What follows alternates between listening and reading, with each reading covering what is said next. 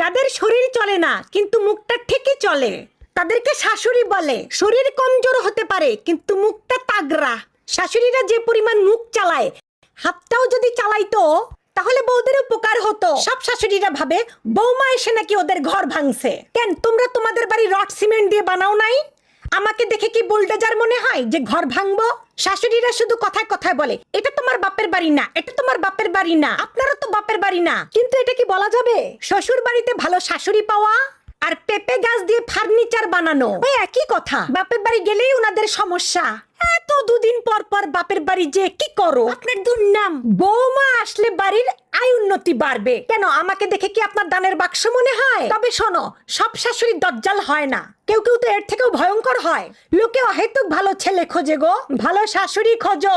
স্বামীর সাথে তো দিনে 2-3 ঘন্টা কাটাবা, বাকি টাইম তো শাশুড়িকেই সহ্য করতে হবে। শাশুড়ির মনোযোগ আকর্ষণ করো, স্বামী